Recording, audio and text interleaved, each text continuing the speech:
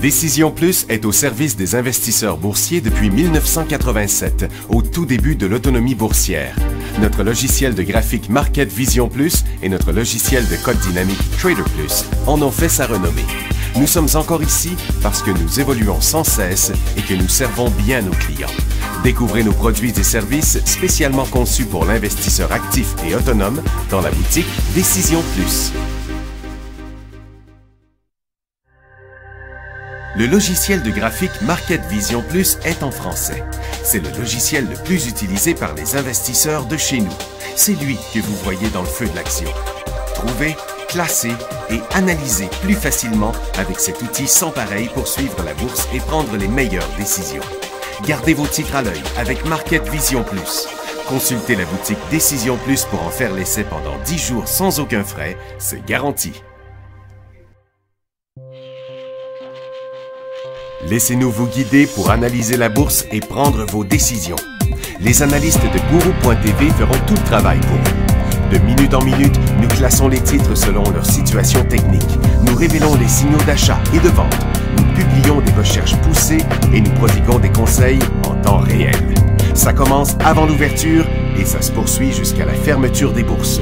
Profitez de chaque cycle boursier avec Guru.tv. Trader Plus, l'instrument du day trader. 50 codes qui clignotent en même temps. Autant de listes que vous voulez. Graphiques à la seconde. De 3 à 30 graphiques. Des alarmes à volonté. Des listes de codes préparées. Des modèles graphiques préparés. Prêts à faire feu. Achetez, vendez avec Trader Plus.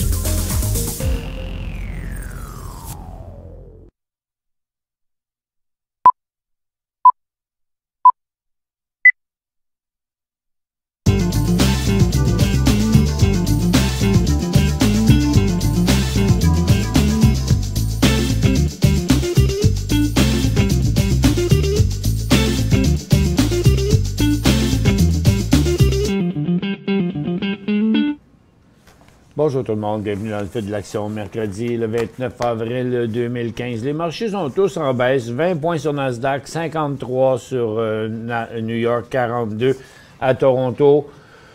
Le mouvement de la journée aujourd'hui, c'est sur le pétrole. Je vais vous montrer ça tantôt. Il y a beaucoup de titres en début de cycle haussier du côté américain. On a l'or aussi, les aurifères qui pourraient passer là, en cycle haussier encore plus. Là, on a un petit sommet à court terme. On va suivre ça de proche. Il n'y a rien comme nouvelle sur les marchés internationaux, à part la Grèce qui devrait présenter un projet de réforme pour les prêteurs. On a déclaré que les responsables du gouvernement vont montrer qu'ils sont sérieux dans le remboursement du prêt au FMI le mois prochain. Par contre, il n'y aura pas de concession majeure, blablabla. Ça ne change pas grand-chose. Ce qu'on a, c'est un dollar américain qui chute. Donc, qui a totalement inversé sa tendance depuis plusieurs jours. Et les autres sont à la hausse, bien sûr. Le dollar canadien, ça y fait un grand bien. Et le British Pound monte beaucoup ici. Hein. Donc, la bourse de Japon s'était fermée, la bourse de Chine était stable, la bourse de Londres est en baisse, comme le Nasdaq qui est dans un cycle baissier, le New York qui est juste en correction et le TSX bien à côté sur leur support. Donc, il n'y a pas de momentum haussier sur les marchés comme tel. Par contre, le pétrole a donné un bon coup. Ça a commencé à 10h30 avec les inventaires. Habituellement, c'est assez calme, mais ça ne dure pas. Mais ce coup-ci, ça a changé la donne. Le pétrole qui demeure en cycle haussier depuis ce temps-là. Donc, le pétrole qui vient de donner son coup. Les titres pétroliers aussi ont donné un coup. Donc, on va voir dans le secteur pétrolier plusieurs titres dans début de cycle haussier. Ici, on a plusieurs résultats financiers ce matin. On a GoPro qui est en hausse. Tout d'abord, les positifs, 18 à 24 cents. Mondelez de 38 à 41 qui est en forte poussée.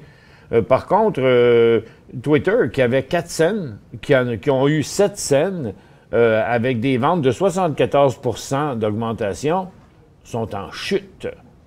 Donc, c'est assez bizarre comme mouvement. United States Steel, qui était en position pour un décollage, nous montre un décrochage. Wynn Resort en forte chute.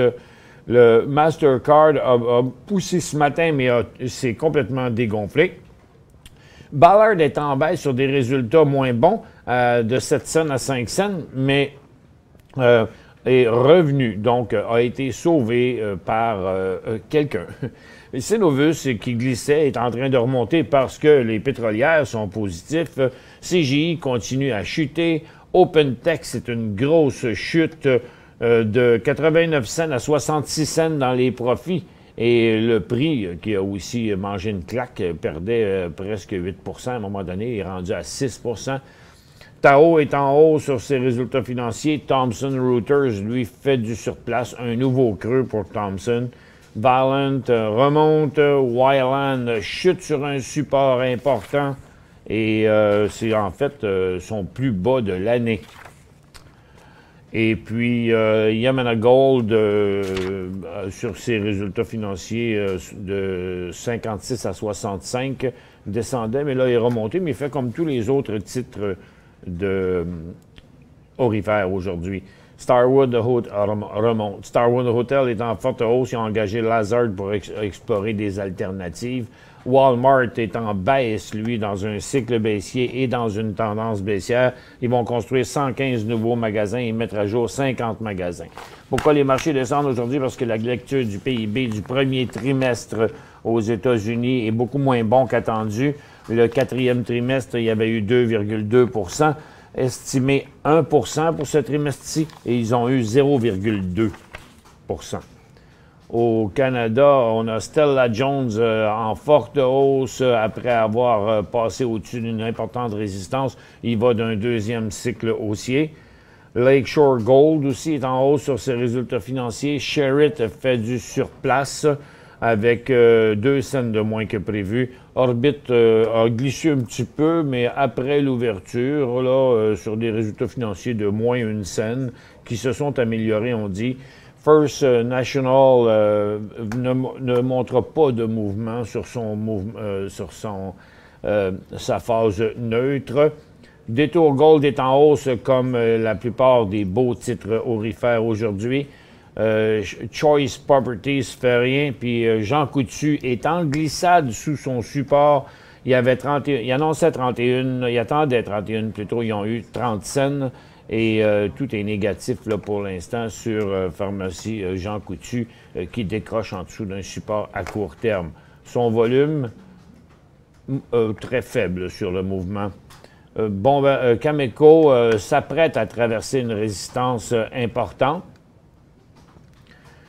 Et puis, Bombardier fait du surplace. Ça a l'air qu'il y aurait des compagnies chinoises, CSR et CNR, ils sont en discussion avec Bombardier pour l'achat d'une participation de contrôle. C'est drôle, il y a une compagnie chinoise qui s'appelle comme la nôtre, CNR. Nous autres, c'est notre symbole, eux autres, c'est peut-être leur nom. Interactive, SNP Interactive rebondit. Ils signent un accord d'1 an et demi avec un leader mondial de la santé et de la nutrition. Et Organigramme retient une marge de crédit de 5 millions. Mais le titre est tellement calme, ça fait déjà à peu près 4 mois qu'il se promène dans ce mouvement-là. Donc, après la pause, on regarde nos ressources.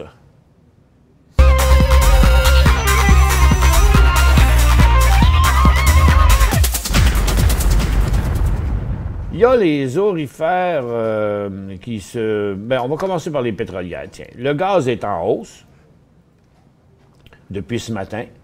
Le pétrole est en hausse au-dessus de sa résistance d'hier depuis 10h30. Et malgré que les deux étaient en hausse à l'ouverture, ici et ici, les titres, eux autres, descendaient. Puis à 10h30, ça a viré de bord. En même temps que les inventaires qu'on voit ici, ça a viré de bord, puis c'est reparti à la hausse. L'argent revient tranquillement vers la barre des zéros. L'or est allé 2 fois au point mort et est revenu encore à la baisse, tandis que les titres aurifères continuent à être achetés. On vit une petite vague d'acheteurs sur les aurifères. Les mines, ça plafonne toujours dans le graphique quotidien. Je vais vous le montrer plus tard. Tous les autres secteurs sont aussi en plafonnement. Je vous le montre à l'instant. Le secteur minier, où on a annoncé hier la fin du cycle haussier, ça continue de plus belle, excepté qu'il n'y a pas de forte correction là-dedans. Pour l'instant, c'est signe que les acheteurs en grand nombre, qu'on peut voir par le volume ici, qui sont entrés dans les 3 derniers jours, ne sont pas en train de peser sur le bouton panique, puisque la formation demeure totalement neutre. Donc, même si on se corrigeait jusqu'ici pour repartir après, ça demeurerait une tendance haussière, même accélérée. Mais si on s'en va de côté encore pendant un bout de temps, et après qu'on perce à la hausse, c'est encore plus fort. Donc, ce qu'on veut pendant le mouvement neutre, c'est que les volumes diminuent, comme on le voit aujourd'hui. C'est normal, on est en situation surachetée aussi. Donc, ce qu'on surveille, là, même s'il y avait une petite correction, on prendra ça qu'un grain de sel. Si vous avez pris des profits déjà ici, maintenant, ce qu'on attend, c'est le début du prochain cycle haussier. Du côté du secteur énergie, je vous parlais de USO qui est rendu à sa résistance, qui a donné un bon petit coup ce matin, mais plusieurs titres ont décollé en cycle haussier. Le gaz aidant aussi parce qu'il fait un rebond dans sa tendance baissière. On voit les titres qui étaient faibles ce matin, mais qui ont remonté un peu. OK, c'est drôle parce que c'est l'indice ici. L'indice ne montre pas vraiment la situation parce qu'on a des cas des deux côtés, puisque l'indice ne montre pas ici dans son petit rebond le beau mouvement de Birchcliff qui était dans une formation triangulaire ascendante et qui a presque atteint son volume moyen déjà à mi-journée aujourd'hui. Ensuite, il y a Advantage Oil aussi qui repart dans un autre cycle haussier, montrant un autre creux plus haut, suivant toujours sa tendance haussière. Et plusieurs autres qui sont en position pour démarrer des cycles haussiers. On a Precision Drilling, on en a quelques autres, mais c'est surtout du côté américain qu'on en voit le plus. J'ai une liste ici qui nous montre dans les titres américains certains titres assez forts comme Marathon Oil, Precision Drilling Trust ici, SM Energy qui débute un cycle haussier, EP Energy, Matador, Danbury, Pioneer. Il y en a quand même un bon petit groupe. Transocean aussi qui est en forte hausse. Transocean qui peut être un titre intéressant, même en intra-séance quelquefois, comme on peut le voir ici. Donc, début de cycle haussier pour plusieurs titres d'énergie. Sur le côté des aurifères, c'est toujours un plafonnement de l'or, comme je vous expliquais. Par contre, les titres aurifères, eux, continuent à la hausse au point de se pointer le nez au-dessus d'une importante résistance. On a plusieurs titres qui sont dans leur 3e journée de cycle haussier. Nova Gold, Detour Gold, 2 jours. China Gold est sur le point de lui donner un signal haussier à 2,18 à peu près. Là, ça deviendrait un nouveau cycle haussier. Alamos maintient à la hausse. Santara Gold, aujourd'hui, montre sa première journée de cycle haussier, confirme un nouveau support au niveau de 6 $.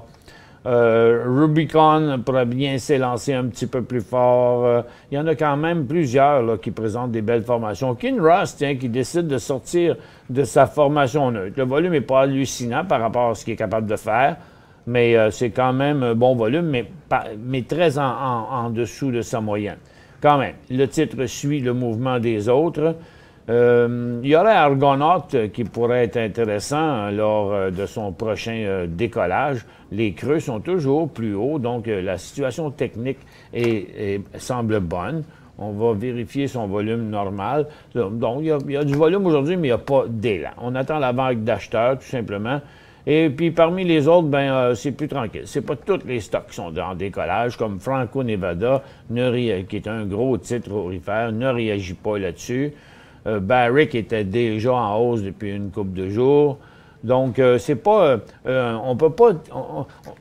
ce sont plutôt les compagnies secondaires, là, pas les grosses majeures, mais plutôt l'autre là, qui sont de grosseur moyenne plutôt que des grandes entreprises du côté des aurifères là, qui sont en hausse.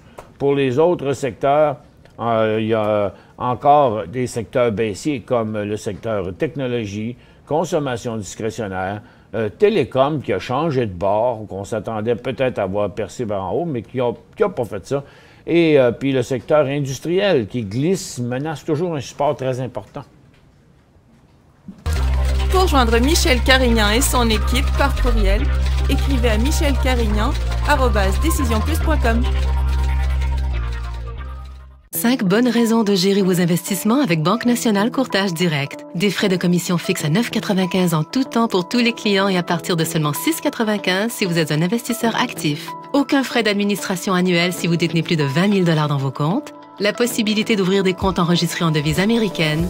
Des outils performants afin de faciliter vos prises de décision. Un service à la clientèle primé et un niveau de satisfaction parmi les plus élevés de l'industrie. Pour en savoir plus, visitez le bncd.ca ou appelez-nous dès maintenant. Décision Plus est au service des investisseurs boursiers depuis 1987, au tout début de l'autonomie boursière. Notre logiciel de graphique Market Vision Plus et notre logiciel de code dynamique Trader Plus en ont fait sa renommée. Nous sommes encore ici parce que nous évoluons sans cesse et que nous servons bien nos clients. Découvrez nos produits et services spécialement conçus pour l'investisseur actif et autonome dans la boutique Décision Plus.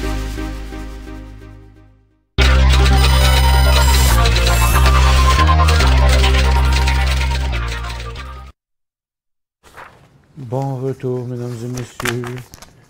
Il y a des, pendant la hausse du pétrole, si le pétrole est pour rester en hausse pendant 2-3 jours, il y a HOU qui est intéressant là, en intra-séance. Il a commencé ce matin, après les inventaires, mais par après, il est venu nous donner un troisième signal haussier en intra-séance. Et puis, il y en a certains autres. Comme on peut voir, c'est un titre qui a quand même beaucoup de volume dernièrement, puis il pourrait avoir un certain potentiel en intra-séance aussi au cours des prochains jours si le mouvement continue. Il y a ici EGY, c'est Valco Énergie. Tiens, j'ai beaucoup de questions encore ici. Dom qui a acheté 3000 CGG. China Gold à 2,13 $. Bon, ben voyez, on vient juste de l'analyser. Là. Vous l'avez payé 2,13 $, c'est comme juste ici, là, dans le tout début. Pour l'instant, si je vous le montre dans un graphique plus précis ici en intra-séance, là, on devrait voir les derniers jours. Donc, cette petite formation-là, ici, des 2 derniers jours, c'est ici. Et le décollage d'aujourd'hui, bien sûr, qui était là aussi. Donc, c'est 2,8 $. Vous avez payé 2,13 $, et comme dans environ 2,5 $ serait le signal de sortie. Par contre, si ça demeure, si la poussée des aurifères continuait à la hausse, si l'or revenait à la hausse, ben il pourrait y avoir en haut de 2,15 $, un mouvement intéressant, 2,15 $, 2,20 $. Mouvement intéressant sur China Gold. ERF, le point d'achat. C'est dur à dire. Des fois, on ne le voit pas parce que on ne sait pas le scénario futur. C'est un titre d'énergie. Pour l'instant, il n'est pas positif. Dans son long terme, oui, parce qu'il est en tendance haussière. Tous les sommets sont plus hauts. Là, on ne sait pas où cette correction-là va se terminer. Est-ce qu'elle est terminée là? Peut-être que oui. On ne le voyait pas dans le graphique quotidien, mais on le voit un peu mieux. Mais je ne suis pas sûr encore. Regardez ici. La tendance ici et ici, c'est la même. Là. Cette ligne-là et cette ligne-là représentent la même chose. Je vais le mettre avec moins de données. Là. Vous voyez cette tendance-là ici, ce cycle-là dans le graphique quotidien, qui est une tendance dans le graphique intra-séance, montre une belle remontée quand même aujourd'hui, mais c'est pas si clair. Donc, je dirais que après une pause du cycle actuel, un nouveau décollage vers 15 et 20 montrerait l'inversement de ce cycle-là. C'est pas le plus beau. On peut pas dire que la situation se présente de manière super claire dans son cas à lui. AYK a acheté 27,85. Amaya Gaming. Bon, valet 29,4. Il y a 2 piastres de profit là. Il y en avait pas mal plus hier, j'en conviens. C'était 31. Il faisait 4 piastres hier. Donc, on était dans du beau pourcentage. Attention, parce que Sabo est un cycle haussier. Je trouve qu'il a viré de bord pas mal vite. Et pour le moment, ça reste un couloir baissier, ça. Ça fait qu'il y a des profits à protéger. Si on va...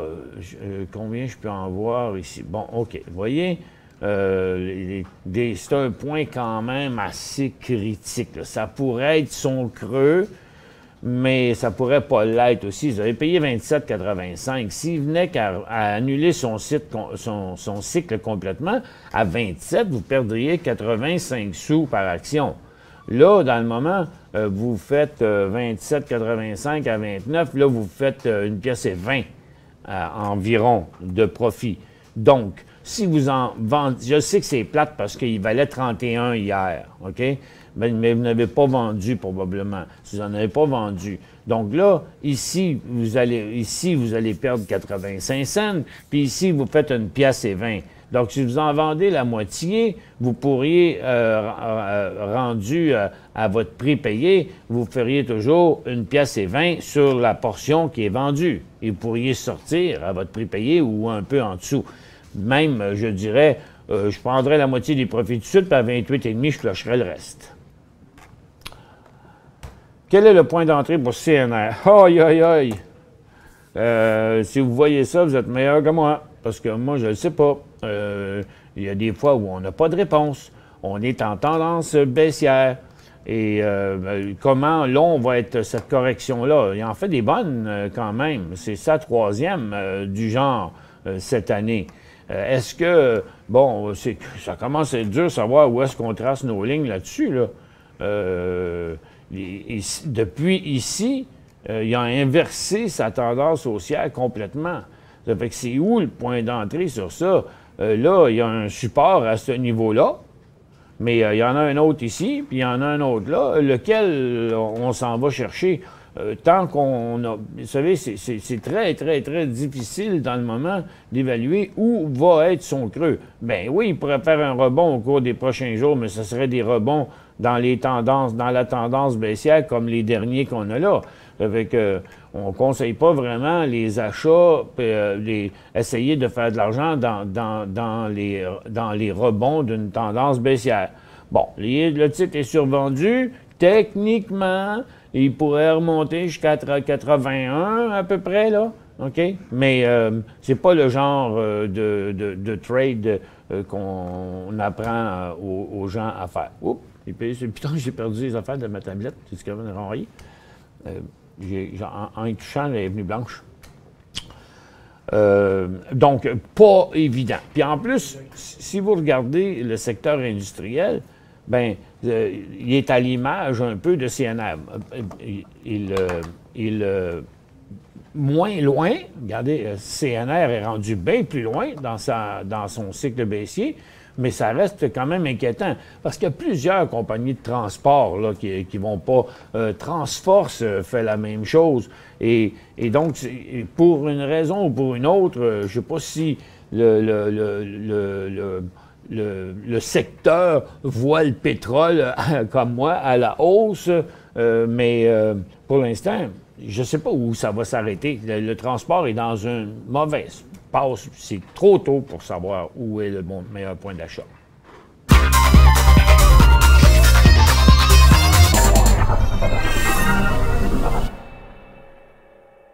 Cinq bonnes raisons de gérer vos investissements avec Banque Nationale Courtage Direct. Des frais de commission fixes à 9,95 en tout temps pour tous les clients et à partir de seulement 6,95 si vous êtes un investisseur actif. Aucun frais d'administration annuel si vous détenez plus de 20 000 $ dans vos comptes. la possibilité d'ouvrir des comptes enregistrés en devise américaine, des outils performants afin de faciliter vos prises de décision, un service à la clientèle primé et un niveau de satisfaction parmi les plus élevés de l'industrie. Pour en savoir plus, visitez le bncd.ca ou appelez-nous dès maintenant. Laissez-nous vous guider pour analyser la bourse et prendre vos décisions. Les analystes de Guru.tv feront tout le travail pour vous.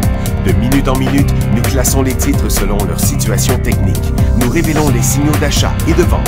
Nous publions des recherches poussées et nous prodiguons des conseils en temps réel. Ça commence avant l'ouverture et ça se poursuit jusqu'à la fermeture des bourses. Profitez de chaque cycle boursier avec Guru.tv.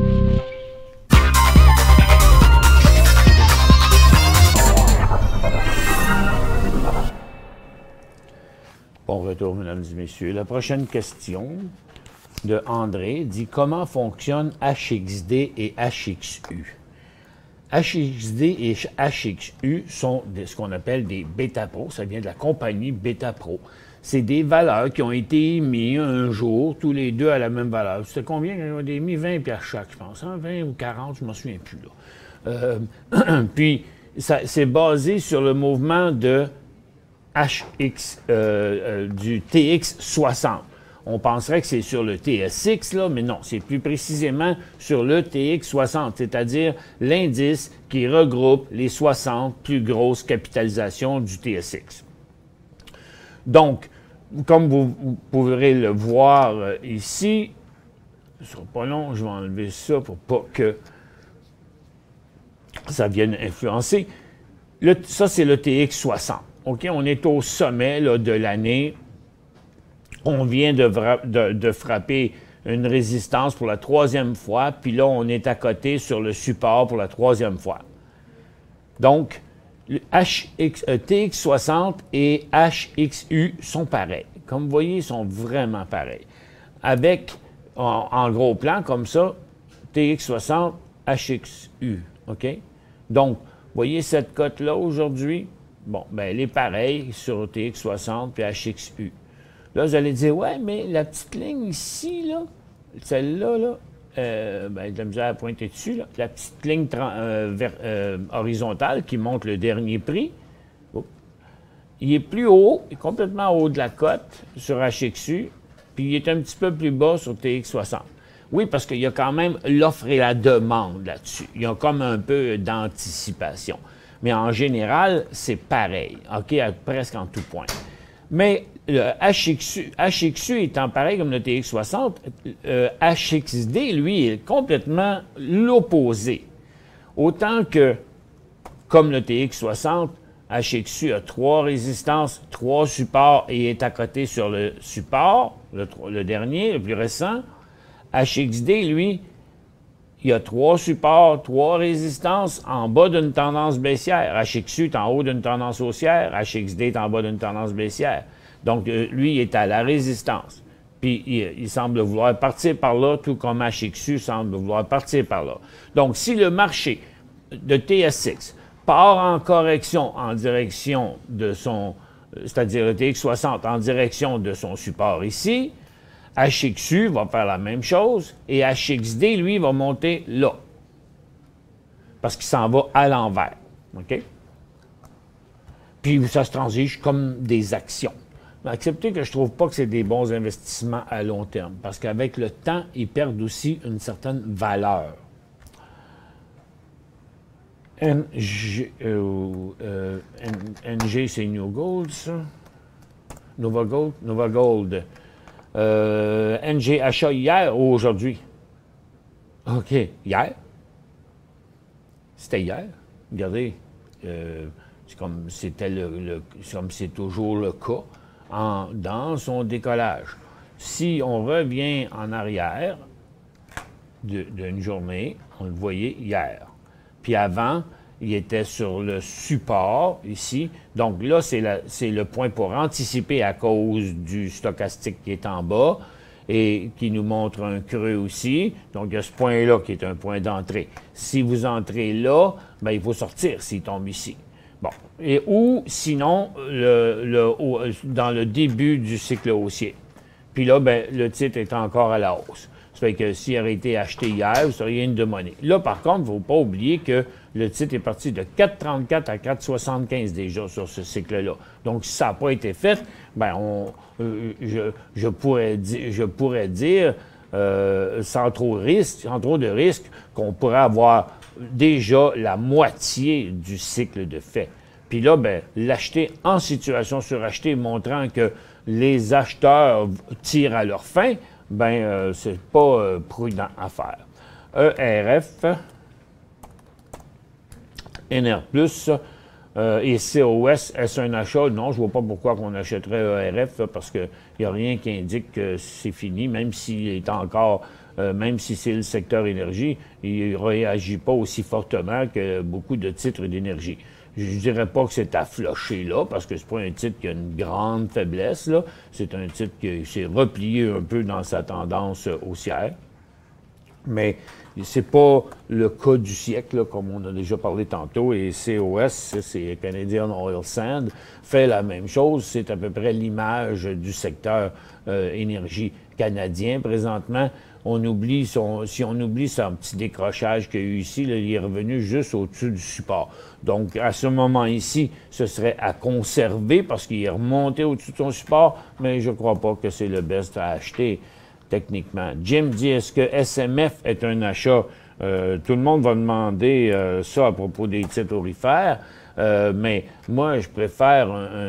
lui, il vient juste d'inverser sa tendance baissière. Donc, c'est ma faute, de toute évidence. Ça a été plus faible que l'ensemble des titres aurifères parce que quand vous regardez ici, il y en a plusieurs là, qui sont en hausse, quand même beaucoup, tandis que puis dans des nouveaux cycles haussiers, nouvelles tendances haussières, tandis que CEMAFO est tout simplement vient juste de remonter dans une tendance baissière.